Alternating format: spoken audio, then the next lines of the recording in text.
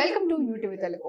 అంతర్జాతీయ స్థాయి ప్రమాణాలు, అత్యాధునిక సదుపాయాలతో వివిధ రాష్ట్రాల్లో అభివృద్ధి చేసిన 103 అమృత్ భారత్ రైల్వే స్టేషన్లను నేడు ప్రధాని మోదీ వర్చువల్ గా ప్రారంభించారు. తెలంగాణలోని బేగంపేట, కరీంనగర్, వరంగల్, ఆంధ్రప్రదేశ్ లోని సూళ్లూరుపేట రైల్వే స్టేషన్లను ఈ జాబితాలో ఉన్నాయి. బేగంపేట రైల్వే స్టేషన్ ప్రారంభోత్సవంలో కేంద్ర మంత్రి కిషన్ రెడ్డి పాల్గొన్నారు. ఈ స్టేషన్ పూర్తిగా మహిళా ఉద్యోగులతో నడపడం గమనార్హం. ఆయా ప్రాంతాల సంస్కృతి సాంప్రదాయాలను ప్రతిబింబించేలా ఈ రైల్వే స్టేషన్ల ముఖ ద్వారాలు, ప్రధాన భవనాల నిర్మాణం చేపట్టారు. ఫుట్ ఓవర్ బ్రిడ్జ్లు, లిఫ్ట్లు, ఎక్సలేటర్లు, వెయిటింగ్ హాళ్లు, టికెట్ బుకింగ్ కౌంటర్లు, టాయిలెట్లను పునర్నిర్మించారు. సైన్ బోర్డులను ఏర్పాటు చేశారు.